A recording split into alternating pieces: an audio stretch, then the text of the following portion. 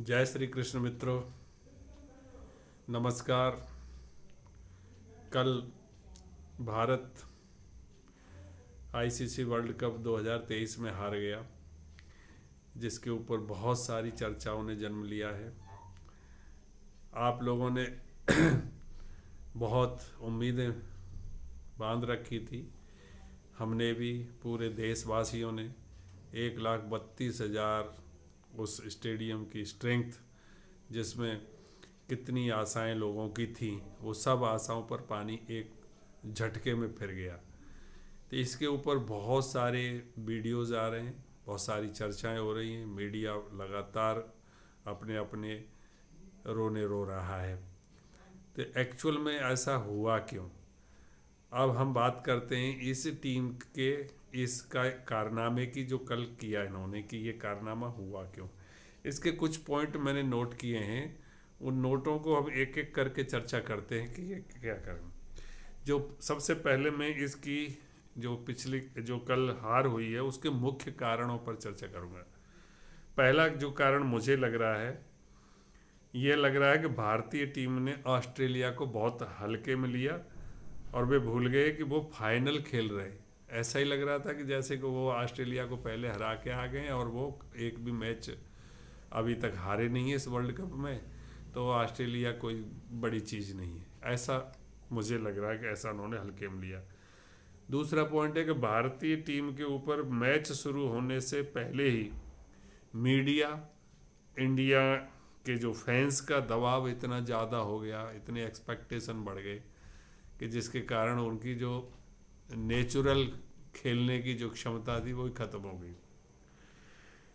तीसरा कारण लग रहा है, मैच शुरू होने से पहले ही ऐसा माहौल बना दिया कि जैसे मान लो मैच नहीं हो रहा, पता नहीं क्या हो रहा है। भारतीय वायुसेना का एयर शो कभी आपने देखा है कि आज तक? पता नहीं किसने सलाह दी थी कि जाकर के भाई एयर शो दिखा दो। भाई एयर शो एरो शोज में होते हैं बेंगलोर में हर तीसरे साल, जाके देखो, वहाँ पर दिखना है किसी को।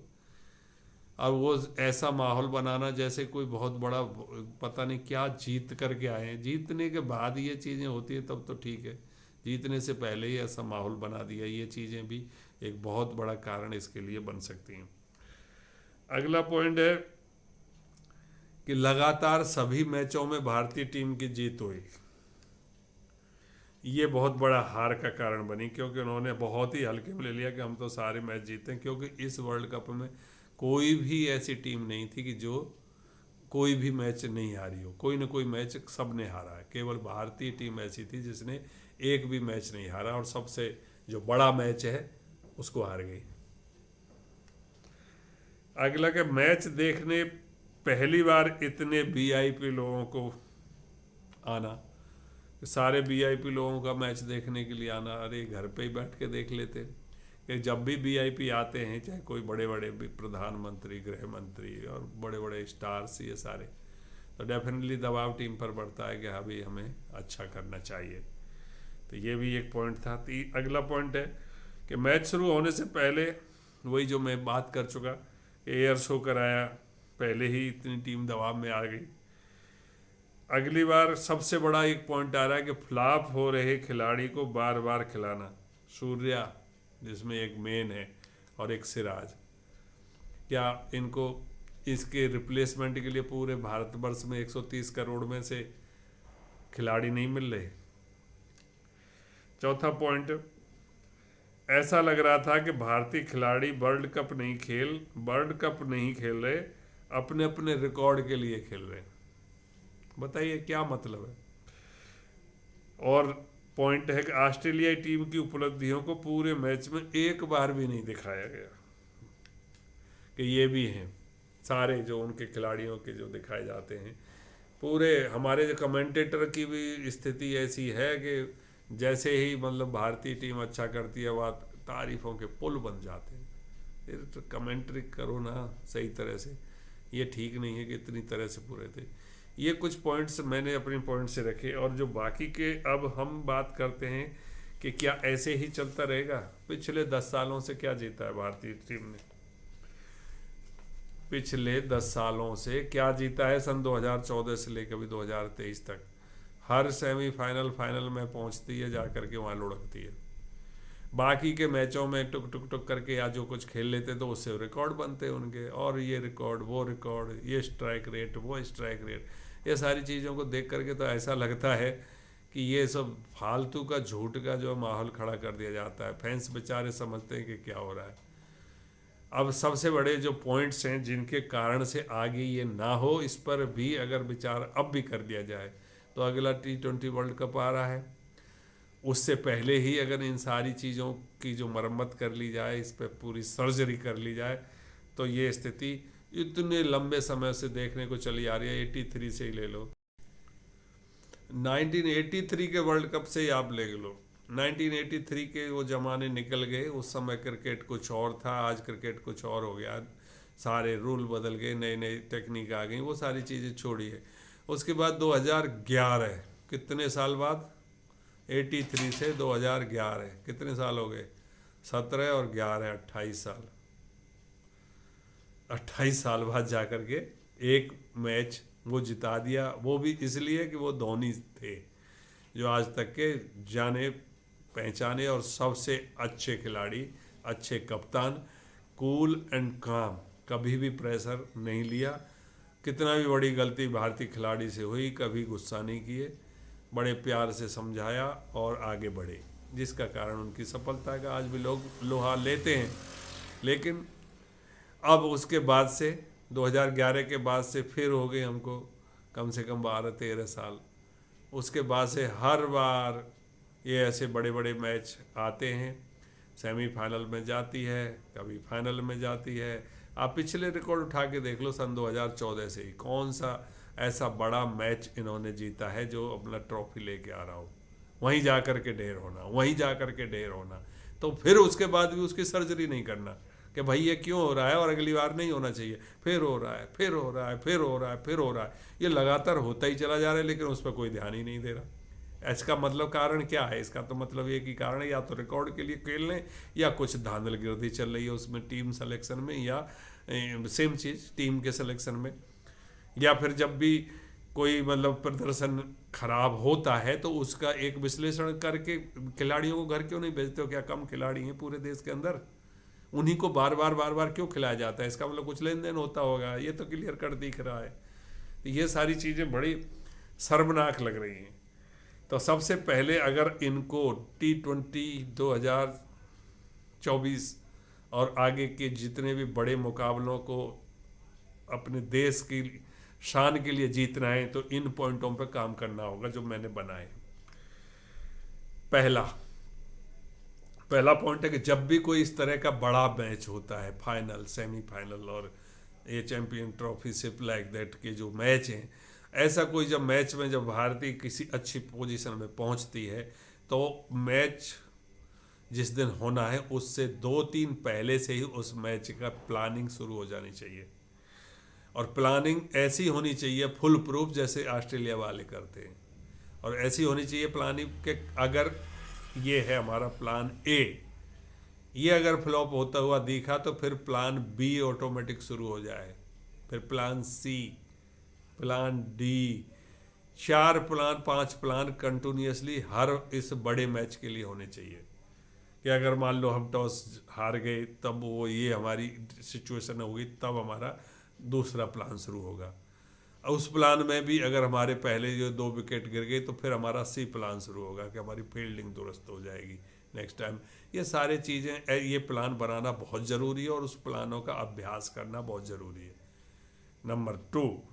नंबर टू जो बहुत ही इम्पोर्टेंट पॉइंट है वो है फिटनेस ऑफ द प्लेयर्स। हमारा कोई भी प्लेयर थोड़ा पैर मुड़ा, हार्दिक पांड्या जी चले गए, कभी किसी का कुछ हुआ वो भी निकल गए।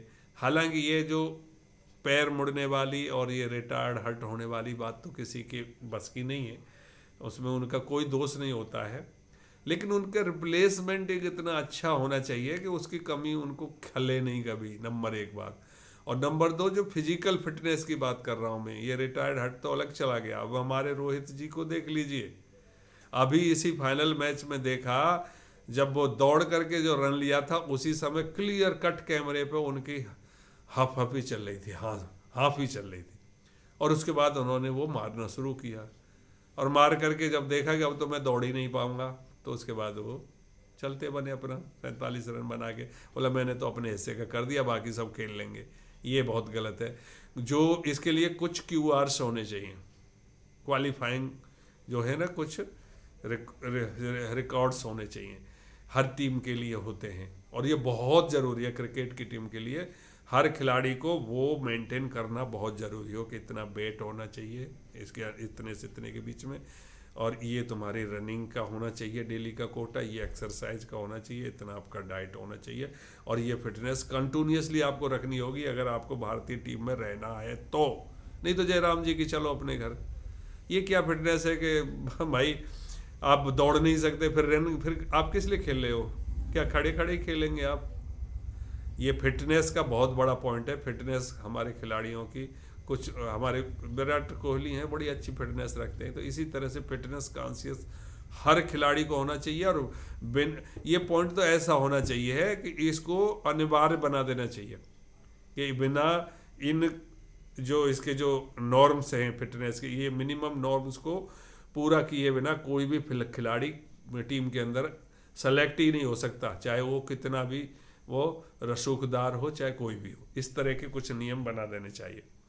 अगला पॉइंट जो मैंने निकाला है वो है सिलेक्शन प्रोसीजर। सिलेक्शन प्रोसीजर एकदम ट्रांसपेरेंट होनी चाहिए, पूरी तरह से ट्रांसपेरेंट होनी चाहिए। हमारे देश के अंदर इतने राज्य हैं, हर राज्य में क्रिकेट टीम होती है, और क्रिकेट टीमों में कितने कितने अच्छे खिलाड़ी होते हैं, उनको बेचारों को कभी मौका ही नहीं मिलता, IPL भी नहीं पहुंच पाते वो, क्योंकि ना उनके पास पैसा है, ना उनके पास अप्रोच है, ना उसके पास पहुंच है। लेकिन कभी गली में खेलते हुए आपको बहुत सारे ऐसे क्रिकेटर मिल जाएंगे, और वही लोग आगे भी बढ़े हैं उनको देख देख करके, जब इनको लाया गया है। ये इतिहास भी है। तो ये पॉइंट बहुत बहुत इम्पोर्टेंट है कि ट्रांसपेरेंट प्रोसीजर होनी चाहिए फिटनेस की, उसकी सिलेक्शन की, और कोच साथ में ही, कोच वो टॉप के कोच होने चाहिए, और हर चीज़ का कोच होना चाहिए फिटनेस का। वो होते हैं, अभी भी होते हैं, लेकिन वो करते कुछ नहीं है। क्या करते हैं? अगर इस तरह का भद्दा प्रदर्शन करके दिखेंगे लास्ट में, तो इसके कोच के ऊपर भी आती है। नंबर पॉइंट है नेक्स्ट अगला ये जो प्रेशर में खेलने की ट्रेनिंग, अभ्यास। प्रेशर में खेलना हमारी भारतीय टीम को कभी आया ही नहीं, और ये प्रेशर का ही वो था ये परिणाम जो कल देखा गया। ये प्रेशर बिल्कुल भी नहीं झेल पाए, और उनका प्रेशर देखिए किस तरह से झेले। पिच बनाई है अपने हिसाब से, ऐसा सुनने में आ रहा है, उसके बाद भी ये हालत है। ये बहुत ही निराशाजनक प्रदर्शन इस बार रहा है। फैन बड़े उदास हैं, लेकिन अगर हम कुछ नेगेटिव बोल रहे हैं उसके बारे में, तो उसमें भी फैंस को जो है वो नहीं होना चाहिए उदास के।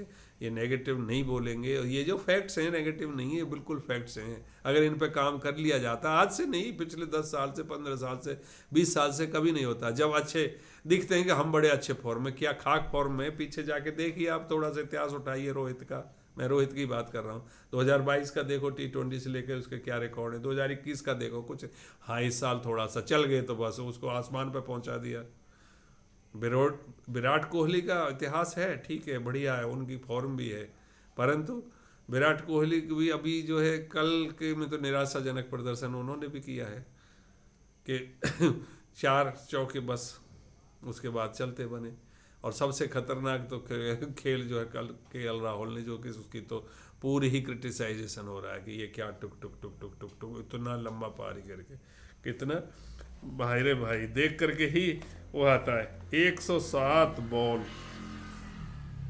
में 66 रन, बाप रे कोई शौक ही नहीं।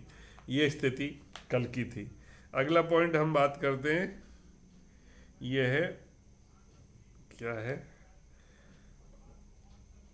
हाँ, ये इमेज का भी बड़ा चक्कर है, ईगो का भी बहुत चक्कर है। इन सारे चक्करों से दूर रहना चाहिए। और फिर लास्ट पॉइंट जो आ गया है, महिमा मंडन। तगड़ा महिमा मंडन ऐसा होता है हमारे भारत में, बाप रे बाप। इतने चैनल, यूट्यूब से लेकर के मेन मीडिया चैनल, बेचारे यूट्यूब चैनल वाले तो क्या महिमा मंडन करेंगे। वो तो अपना काम चला रहे होते हैं, जो भी जहाँ से इधर उधर से न्यूज़ मिलती है उसको लेके। लेकिन जो हमारे मेन मीडिया चैनल्स हैं उनकी स्थिति तो देखो, जब से वर्ल्ड कप का बुखार चढ़ता है तो बस फिर तो ऐसी ऐसी हेडिंग, ऐसा ऐसा म्यूजिक, ऐसा ऐसा स्टारडम की स्थिति ऐसी बना देती कि जैसे भैया क्या कौन सा तूफान आ गया है। ये स्थिति से बचना चाहिए। ऐसे ही हमारे भारतीय क्रिकेट वो कमेंटेटरों का जो पॉइंट है, तो इन सारे जब पॉइंटों पर, और लास्ट बट नॉट लीस्ट ये पॉइंट जो है ये भी बहुत इंपॉर्टेंट है कि बड़े मैचों में ये जो वीआईपी खेलने आते हैं आए, कोई प्रॉब्लम नहीं है उनसे। अभी इसमें बहुत से लोग जो प्रधानमंत्री जी का बोल रहे हैं, अरे प्रधानमंत्री जी पहली इनिंग में थोड़े ही थे, तब क्या हो गया था इनको, तब क्यों नहीं रन बनाए इन्होंने। तो ये तो आते रहेंगे जाते रहेंगे, क्योंकि उनको रोकने से किसी टीम पे क्या फ़र्क पड़ता है। और एक चीज़ और मैं ये कहना चाहता हूँ कि कोई भी टीम है वो देश के लिए खेलती है, अपने लिए नहीं। अगर देश का जज्बा हो, देश प्रेम का जज्बा हो, टीम भावना हो, टीम स्पिरिट हो मजबूत अखंड, तो कोई वो नहीं है कि मतलब भारत की टीम जो नंबर 1 टीम ना हो, या आईसीसी रैंकिंग में ये काय बात के रिकॉर्ड हैं जब कोई परफॉर्मेंस आपकी फाइनल में आती ही नहीं है। ये रिकॉर्डों को क्या अचार डालेंगे रख रख करके, ये वहाँ पे स्ट्राइक रेट ये है, उसका स्ट्राइक रेट ये है। सारे रिकॉर्ड देख देख करके मैं तो आज वही पढ़ पढ़ करके दंग हो रहा था कि ये रिकॉर्ड रिकॉर्ड रिकॉर्ड रिकॉर्ड, और पीछे देखो उनके परफॉर्मेंस 0-0, उससे लॉस्ट, उससे लॉस्ट, उससे सेमीफाइनल लॉस्ट, उससे फाइनल लॉस्ट, ये T20 में उससे सेमीफाइनल में, वर्ल्ड कप में उससे सेमीफाइनल में, 15 में उससे, 19 में उससे। ये क्या है, सारे में तो फेलियर है। पूरे जो बड़े मैचों में जो मैं बार बार वही आ रहा है, जब बार बार फेलियर हो रही है, बार बार फेलियर होते, फिर भी टीम ढंग से अभ्यास नहीं कर सकती, फिर भी कोई खिलाड़ी नहीं मिलते। 130 करोड़ के देश में 11 खिलाड़ी नहीं मिलते खेलने के लिए। क्यों कंटिन्यू करते हो? अरे एक बार बोलो भाई, एक बार दे दो, 2 मैच देख लो, 3 मैच देख लो, बस। जयराम जी की उसके बाद बोल दो हाथ जोड़ के कि जयराम जी की निकलो, बहुत लोग हैं, दूसरों को नंबर है, चाहे वो कितना भी बड़ा खिलाड़ी क्यों ना हो। खिलाड़ी वही है जो लगातार परफॉर्म करे। एक बार 2 बार फेल हो जाए, 3 बार हो जाए, चलेगा, लेकिन ये नहीं कि सालों साल उसका वो चलता रहे सेम कहानी, और फिर लास्ट में आकर के फिर जयराम जी की हो जाए पूरी तरह से। अब ये सूर्य कुमार का कोई रिप्लेसमेंट क्यों नहीं है भैया? 4थे नंबर 5 नंबर के लिए आपके पास क्यों? आपके पास 5 ही बैटिंग है, 5 ही जो बॉलर हैं आपको, क्यों नहीं ऑलराउंडर एक भी है आज के ज़माने में आपके पास? क्यों अच्छे विकेट कीपर नहीं है? कल देखा इसके विकेट कीपर की क्या हालत थी, कितने रन एक्स्ट्रा दे दिए, पीछे हाथ कांप रहे। अरे बैटिंग भी नहीं हो, अब तुमसे विकेट कीपिंग भी नहीं हो रही है।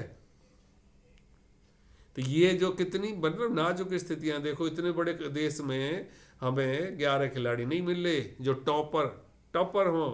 ऐसे खिलाड़ी जैसे विराट कोहली की तरह 1 से लेकर के 10 तक लाइन लगी हो, जो बॉलिंग भी कर ले, विकेट कीपिंग भी कर ले, फील्डिंग भी कर ले, सारे काम कर ले, और ऐसे हैं। लेकिन उनको यहाँ आने नहीं दिया जाएगा कि हमारे देश में राजनीति बहुत बड़ी गंदी है, और यही कारण है कि हम खेलों में एकदम फिसड्डी हैं, पीछे पूरी तरह से फिसड्डी हैं। हर खेल को ले लो आप, भारत का हॉकी को देखो, जहाँ मेजर ध्यानचंद का नाम आज स्वर्णाक्षरों में लिखा हुआ, लेकिन आज क्या स्थिति है हॉकी की?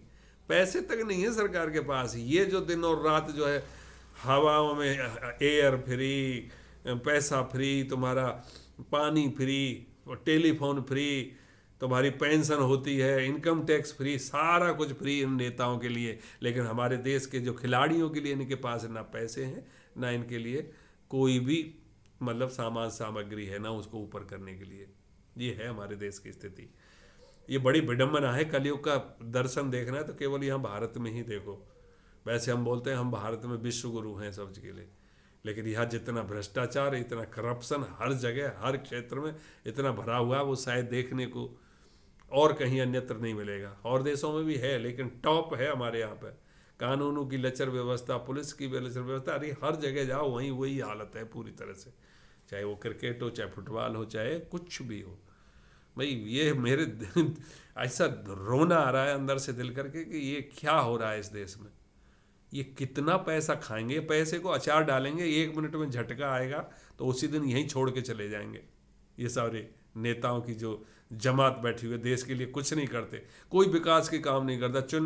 चुनाव होंगे तो उस चुनावों पे बस क्या बात होगी, या तो रिजर्वेशन की होगी, या जाति की होगी, या पांत की होगी, या धर्म की होगी, या मतलब फालतू के चीज़ों की होगी, लेकिन विकास की कोई बात नहीं होगी कि हमने कितना मैन्युफैक्चर सेक्टर बढ़ाया, हमने कितने रोजगार दिए, उस पर कोई भी पार्टी नहीं, सब चुप एकदम दम।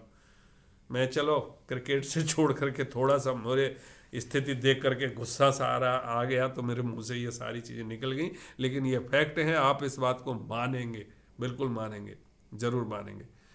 तो मेरा निवेदन सभी लोगों से यही है कि इसको इतना बढ़ावा ना दिया जाए जब तक कोई फेयर सिलेक्शन ना हो, और हमारे जो स्टार्स प्लेयर्स हैं जो कहीं गली मोहल्लों में क्रिकेट खेल रहे हैं बेचारे, जिनको अपॉर्चुनिटी नहीं मिल रही है, वो तब तक वो टैलेंट यहाँ पर नहीं पहुँचे भारतीय टीम में, तब तक हम लोग चुप ना रहें। और इसी तरह से हम लोग वीडियो बनाएं और एक दूसरे को ये सारी चीज़ें बताएं, और ये वीडियो को आप जो है पूरी तरह से शेयर करें और फैलाएं चारों तरफ, और ऐसे ही वीडियो और भी लोग बनाएं, और तब जा कर के इनके बोलें कि हाँ पब्लिक जो है जागरूक हो रही है, वो सब देख रही है कि हम क्या कर रहे हैं। बीसीसीआई इतना रिच कि पूरे आईसीसी को खरीद ले, कहाँ से आता है इतना पैसा, और इस पैसे का इतना होगा क्या। और बीसीसीआई के अध्यक्ष के देखो रूल्स क्या हैं, एक्सटेंशन कैसे होते हैं, सब लोग जानते हैं। तो ये सारी चीज़ें ऊपर से लेकर नीचे तक पूरा सिस्टम सड़ चुका है, इसमें सड़ांध आ रही है। तो ऐसे सड़ांधों में हमारे खिलाड़ी क्या करें। तो ये हर जगह मतलब ये कोड़ लग गया है, ये कोड़ का रोग है, ये अंग्रेज छोड़ के गए हैं इसको, और उनकी यही थी कि लो हमने आपको आज़ाद कर दिया, चलाओ अपने देश को। अब यहाँ पे दूसरे अंग्रेज आ गए, जो पहले थे वो फिर भी थोड़े बहुत ठीक रहे होंगे, लेकिन तो उसके भी बाप हैं। इतना पैसा इकट्ठा करके रखेंगे, चाहे कल ही झटका आ जाए, सब छोड़ के यहीं मर जाएंगे, कुछ नहीं होगा, साथ ही एक सुई नहीं लेके जाएंगे। ये किसी को बिल्कुल भी एहसास नहीं है, बस ये लग रहा है कि जन कितना मैं इकट्ठा कर लूँ, कितना इकट्ठा कर लूँ। चलो बहुत बड़ा वीडियो हो गया है। मैं तो यही कहता हूँ कि अब कम से कम अब जो भी इससे संबंधित जो लोग हैं, इस बीसीसीआई से रिलेटेड, सिलेक्शन टीम से रिलेटेड, भारतीय टीम से रिलेटेड, सब लोगों को एक साथ बैठ करके मंथन करना चाहिए कि ये कब तक चलेगा। क्यों हम फ्लॉप प्लेयर्स को कंटिन्यूअस खिलाएं, क्यों हम अनफिट प्लेयर्स को अपनी टीम में लाएं, क्यों ना उनको तुरंत बाहर का किनारा दिखा दी जाए अगर वो परफॉर्मेंस नहीं कर रहे हैं। दूसरे लोग हैं हमारे, मैं ये भी नहीं कहता कि ये जो है यहाँ पे एक जो है प्रैक्टिस का मतलब एक अभ्यास का टीम बनाए, एक आए दूसरा जाए, एक आए दूसरा जाए, नहीं, एक सफिशिएंट टाइम दो, लेकिन इतना भी नहीं कि 2 साल तक आदमी परफॉर्म नहीं करे तो चलते रहो और फिर उसी को सिलेक्शन हो, दूसरा आदमी उससे अच्छा वाला बाहर बैठा हो। ये चीज़ें हमेशा होती रही हैं और अभी भी चल रही हैं, आगे नहीं होनी चाहिए। बस मैं अब इतना ही कह करके अपनी वाणी को विराम देता हूँ। आप सब लोगों ने बहुत प्यार दिया और चैनल को सराहा है, आप लोगों ने कमेंट्स भी दिए हैं। इस वीडियो को भी आप लोग लाइक करें, शेयर करें, सब्सक्राइब करें कृपया, और अपने कमेंट्स ज़रूर डालें। हम कोशिश करेंगे हर एक कमेंट्स का जवाब देने की।